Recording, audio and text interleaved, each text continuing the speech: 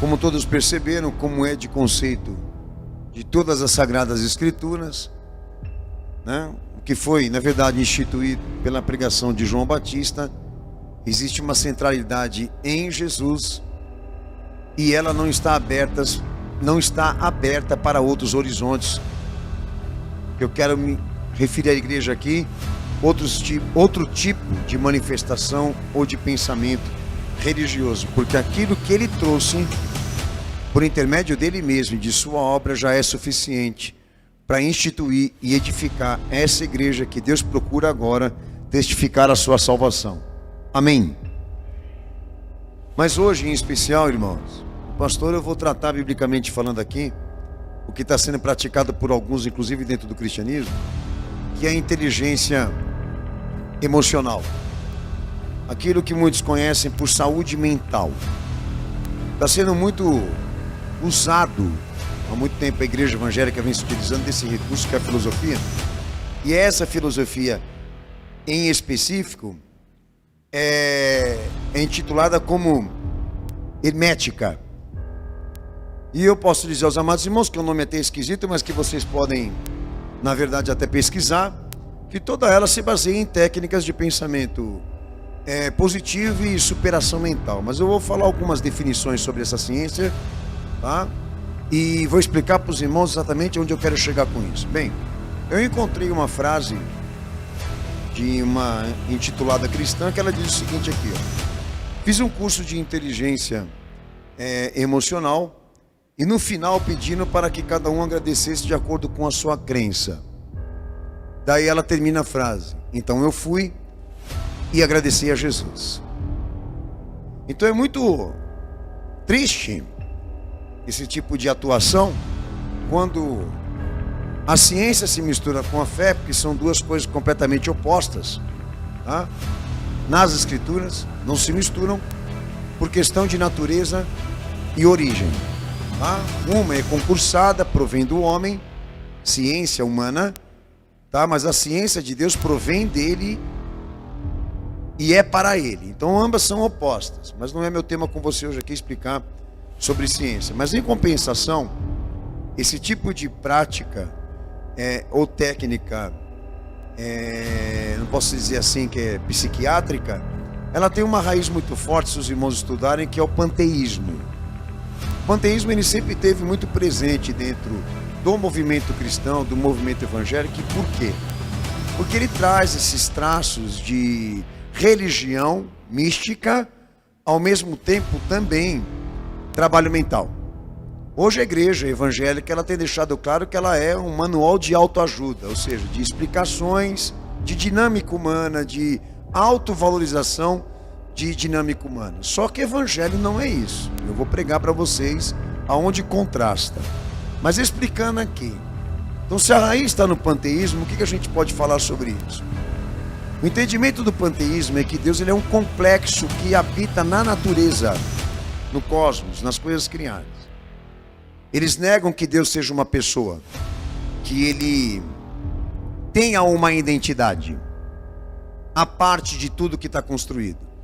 Então o panteísmo define que todas as coisas que foram firmadas e criadas e existem, Deus habita nelas. Só que o pensamento bíblico é que Deus está separado delas, mesmo que ele tenha criado tudo. Eu quero dizer que para você encontrar esse Deus vivo, tá? Imutável, você não vai ter que abraçar o que ele criou e entrar em contato ou se harmonizar com tudo aquilo que está criado. Porque o encontro com ele, com a existência dele, depende de um caminho de acesso que ele definiu em específico. A natureza, as coisas criadas, biblicamente falando, existem para provar que ele é poderoso, mas não existem para levar dentro de si a essência dele, ou até mesmo a presença dele. Isso é muito claro nas escrituras sagradas, no que diz respeito à separação entre ele e o que ele criou. Ele é a parte, ele é independente disso, ele existe independente dessas coisas, tá? Mas já o panteísmo, ele define o seguinte: nós cremos que Deus é a natureza, e por isso que nós temos que estar interconectado com isso. E define que Deus ele é esse finito e infinito que nós estamos olhando aqui. Quando você olha para o céu, para o universo, Deus é isso. Quando você olha para as coisas criadas, Deus também é isso. Porque eles rejeitam a ideia de que Deus realmente seja uma pessoa separada de tudo. Eu fui claro? Amém? E isso compromete a fé de todos nós, é óbvio. Porque o teu alvo passa a ser as coisas, não ele.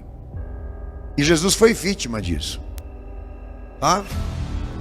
Quando o alvo passa a não ser a pessoa, mas o que foi criado, muda completamente o sentido e a diretriz daquilo que na verdade você está se prontificando em buscar. Mas essa ideia aqui penetrou no cristianismo, entrou pelo gnosticismo, está presente na igreja até hoje, porque o diabo sabe, e os agentes dele também, que distanciando as pessoas, ou até mesmo a igreja, do fato concreto que é a pessoa de um Deus existente, até mesmo a pessoa existente de um Salvador, e focar exatamente em coisas ou circunstâncias ou eventos, perde-se completamente o sentido da fé. Mas em compensação, nessa filosofia hermética, a definição é que a prática seja a evolução e a expansão da consciência humana até chegar a uma consciência divina, por elevação. Por isso se valoriza muito o estado de espírito e de inteligência e de conhecimento próprio. Tá? Como vocês leram o texto com o pastor aqui, e obviamente dentro de um processo de esforços humanos e natural. Como você leu com o texto com o pastor aqui, o que João Batista diz lá no versículo 30? Convém que ele cresça e eu diminua. E aquele que vem de cima é sobre todos. Então a elevação aqui é para Cristo, não é para nós. Para nós fica o quê? A diminuição. Para que ele prevaleça em todos os aspectos. Então já essa prática, eu vou chegar na questão da inteligência emocional, tá? Por enquanto estou tratando só a questão do panteísmo mesmo. Então para o panteísmo, isso não é lucro. A diminuição do homem para que Cristo prevaleça não é lucro, porque a intenção realmente é essa aqui, é evoluir e expandir a inteligência do homem até que ele realmente chegue a uma iluminação divina, no sentido de que ele se torne um Deus capacitado, ele mesmo, tá? Então eles acreditam que tudo aquilo que você produza, que saia de você, tá? Que você produza, que você realmente se esforce a ser, tá? É nisso que apoia o sentido da vida e das mudanças de perspectiva, a dinâmica do que você é, do que você faz, ou do seu próprio estado. Já as escrituras sagradas definem o contrário, que a maneira eficaz, que a maneira poderosa de Deus agir é confirmar a inserção disso, de nós miseráveis, em Cristo, porque o provedor da graça e da misericórdia e do recurso da vida é Ele. E por isso a igreja é um organismo, uma instituição ligada a Ele, porque Ele provê, porque Ele partilha, porque Ele assume a frente do fundamento, da sustentação de tudo aquilo que somos. Já aquilo que você é, aquilo que você faz, ou aquilo que você pensa, para as escrituras não tem sentido e valor nenhum se Cristo não for o fundamento espiritual disso, ou a razão disso. Então o que nós estamos vendo aqui, na verdade, é uma visão antropológica exata, sendo praticada, obviamente, pela religião, pela filosofia, pela psiquiatria e também pelo movimento evangélico, porque quando eles dizem determina, pensa, invista, seja inteligente ou seja próspero, coisas desse tipo, eles estão querendo dizer que isso é o que vai definir exatamente a tua felicidade, a tua realização e a tua permanência nesse curso de vida. Já o autor disso é Cristo, tá? Um detalhe importante ainda do que o pastor está falando. Bom, levando em conta o que eles pensam aqui, que deve se evoluir e se expandir a consciência de um homem até que ele chega a uma capacitação divina, porque é isso que está sendo dito aqui, tá? Há uma observação nesse estudo aqui que eles dizem o seguinte, que a lei é essa que prevalece nessa ciência ou nessa prática. Tudo se produz dentro do homem e tudo tem que ter um efeito prático para ele. Como vocês podem ver, toda religião ela se converge nisso, né? Tudo é produzido por ele e deve ter um sentido para ele prático, positivo. Isso aqui é panteísmo, tá? É a raiz, que obviamente apoia todas as religiões e todas elas se assemelham demais nesse pensamento aqui. E como eu disse, a sustentação para nós aqui é Cristo e não nós mesmos. Toda produção de vida ou toda vida compete a Ele partilhar, sustentar, porque Ele é o autor. Por isso nós nos diminuímos e nos sujeitamos a Ele para que Ele reine, para que Ele prevaleça. Amém, Jesus? Agora entrando no mérito da inteligência emocional, agora você vai entender melhor. Levando em conta esse processo natural de superação. A inteligência emocional é mais ou menos isso aqui. O trabalho, a família, o ambiente, a vida social, a economia, até mesmo a vista material, né? Depende de uma capacidade de liderança minha e tua, como de competência para desenvolver perspectivas. Então fala-se de um conhecimento, de um controle, de uma motivação, de um estado emocional, de uma relação interpessoal, de uma organização de vida, de uma negociação de soluções, de uma sensibilidade social, que toda ela se apoia em autocontrole e autoconsciência humana. É mais ou menos esse dito aqui, vivendo de si mesmo e por si mesmo. Tá? Então a técnica define que emocionalmente você vai saber se controlar, como também superar cada aspecto destas coisas que estão em conflito na vida, até que elas se solucionem.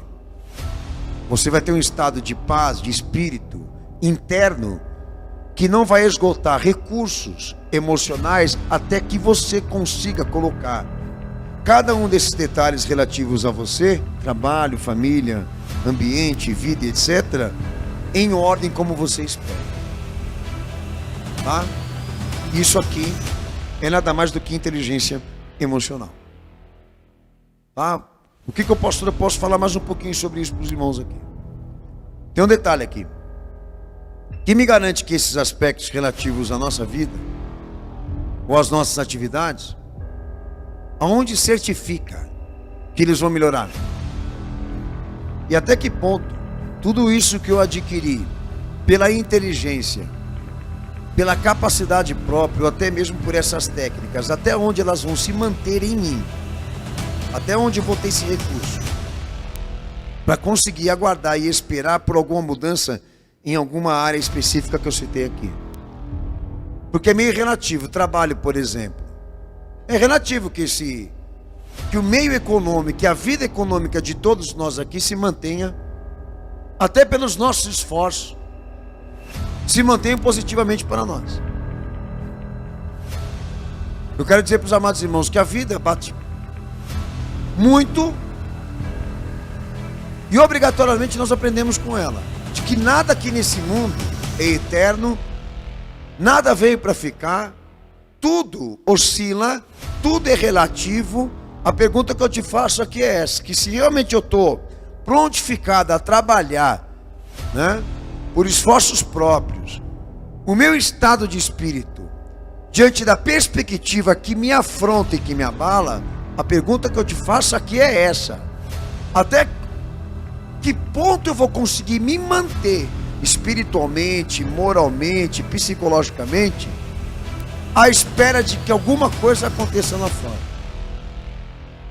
Quem me firma, quem me dá essa confirmação? de que alguma coisa boa ainda vai acontecer relativa a isso, alguma coisa boa ainda vai surgir na minha vida. Quem te firma isso? Quem te dá essa perspectiva? Então a contradição já existe. Você está indo para uma terapia emocional e mental para adquirir um recurso de equilíbrio diante daquilo que você na verdade está vivendo, que é o conflito.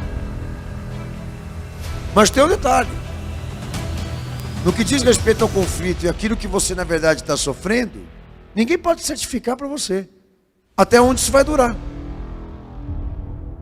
Então você vai ficar inteiramente dependente de um professor mental, ou então sujeito, como alguns estão, em terapia, sujeito a remédios e uso tópico de tranquilizantes, para conseguir manter o teu estado de espírito, tendo em vista que você não sabe até onde isso que te afronta vai durar.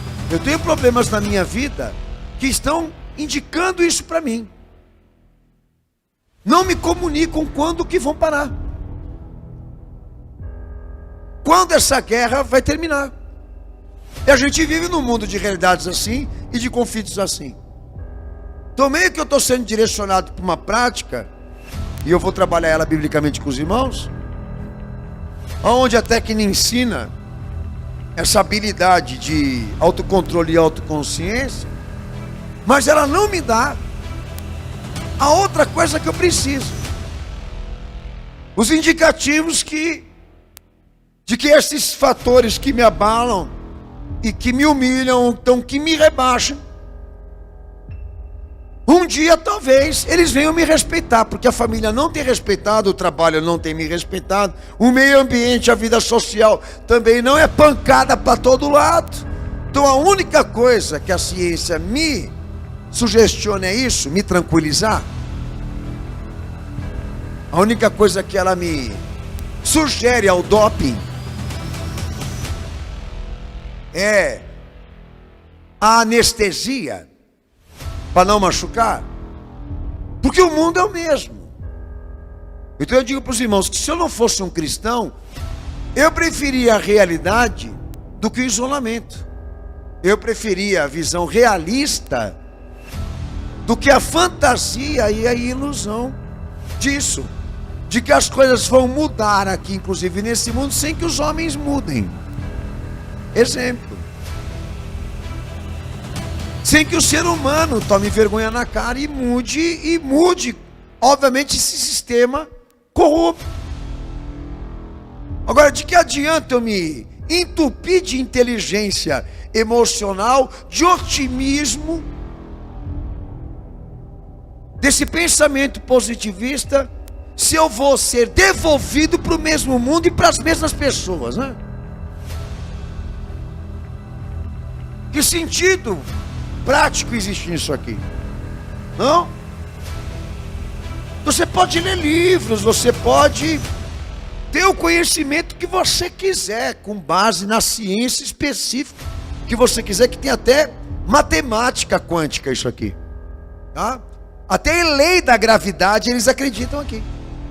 Eu vou mencionar para os irmãos aqui, ó, a lei do mentalismo, a lei da correspondência, a lei da vibração, da polaridade, do ritmo, do gênero, causa e efeito, planos de casualidade. É um monte de porcaria que na verdade para a realidade não funciona, mas que a sociedade está usando. Tanto que está usando que essa pessoa que foi e fez, e no final de tudo agradeceu a Jesus, porque acreditava que aquilo ali que ela aprendeu colaborou e ajudou para que ela reconhecesse ainda mais Jesus e o que ele fez também, que não tem completamente nenhuma ligação, tá? Então nós identificamos uma coisa aqui importante, ok? Esse pensamento de que o homem tem essa capacidade de produzir em si mesmo, perspectivas para ele no que diz respeito a tudo que tange vida, ou seja, o mais amplo de tudo relativo a isso. É o homem o objeto e o alvo agora do investimento É Ele o alvo da inserção. Eu quero dizer, é nele que nós temos que embutir investimento agora, valores, é nisso que nós temos que, na verdade, nos dedicar a fazermos com que sejamos melhores, ou mais perfeitos, ou mais capacitados, ou existe alguém acima de nós que nós temos que ter esse tipo de pensamento ou de objetivo, além de nós mesmos, algo que está fora de nós, que para alguns aqui talvez esteja imperceptível, distante, remoto. Essa é a questão. Então, pastor, eu vou dizer para os irmãos aqui, já vou abrir até um texto para os irmãos, texto de Mateus capítulo 11, versículo 27. Quando existe uma inserção do que diz respeito a conhecimento de fé, nesse caso aqui, por um processo natural, no nosso caso, por revelação divina, tá? Indica um lugar onde pairam três funções: o intelecto, a vontade e o coração, que são, na verdade, instrumentos, né, humanos de atividade, e nesse caso aqui, de investimento, tá? A mente, a vontade e o coração. O conhecimento, a vontade e o coração. São três funções humanas importantes para o homem, que estão na orientação disso que eu falei aqui, cujo autocontrole, a autocapacidade ou a autoconsciência é humana. No nosso caso aqui, a sede disso indica um lugar acima de nós, ou daquilo que nós somos. A sede disso não é você nem o que está dentro de você. Segundo as escrituras sagradas, eu tenho que respeitar. Aí vocês vão ler esse texto com o pastor, Mateus capítulo 11, versículo 27. Vai lá. Todas as coisas me foram entregues por meu Pai, e ninguém conhece o Filho senão o Pai, e ninguém conhece o Pai senão o Filho, e aquele a quem o Filho o quiser revelar. Amém? O que define aí a palavra? Eu vou ler outros textos com os amados irmãos. Quando Jesus ele desceu aqui nesse mundo, o que ele definiu? Que a sede ou o fundamento de tudo aquilo que o homem representa ser internamente, inclusive, a sede disso é o pré-conhecimento de Deus. Ele desceu aqui para deixar claro o seguinte: o que vocês precisam agora, nesse exato momento, é parar e ouvir a mensagem do alto. Tem que parar e escutar Jesus falar. Essa é a parte que nos cabe aqui. O desafio maior não é entender você e nem do que você precisa. O desafio maior aqui é saber aonde está o conhecimento pré-estabelecido de Deus. E segundo meu Senhor, aí está a redenção do homem interior. O investimento aqui é esse. Não é a mente, não é a vontade, não é o coração do homem. O investimento aqui é procurarmos a centralidade disso, aonde Deus se manifestou, aonde Deus se revelou, porque lá está a redenção interna nossa. Lá está a quebra das nossas prisões. Segundo meu Senhor, não é uma técnica, é uma revelação. Aí que entra a questão do contraste. Aqui nessa perspectiva não cabe ao homem nada agora. Cabe a Deus chegar e falar. Aqui não cabe nada ao homem. O propósito aqui é: Deus envia o Filho desce e fala. E a experiência redentiva do homem, ou seja, aquilo que atinge mente, coração, vontade ou todos os aspectos de sua vida, é isso. A experiência é essa: ouvir o Deus em pessoa falar. E poder reconhecer isso, que a fonte disso é Ele. Não são as coisas, Diferente daquele outro pensamento, de que existe uma ciência e um processo natural de elevação para o homem que surge dele mesmo, quando ele entra em contato com as coisas. No universo, para nós aqui não. O acontecimento da nossa libertação, da nossa cura, da nossa redenção interna principalmente, está em assumir isso. Que ninguém pode conhecer Deus, ou saber especificamente quem é Ele, se Ele não manifestar, se Ele não se revelar em pessoa. Que deu origem o sentido dessa igreja. Então ninguém aqui, segundo o Evangelho, vai conseguir uma libertação ou uma cura interior paralelamente a isso. Porque o acontecimento maior das nossas vidas é que Deus nos deu uma revelação sem medidas e sem características mentais ou até mesmo de esforços humanos de razão. A visitação dele é a nossa redenção. E que nos atinge agora.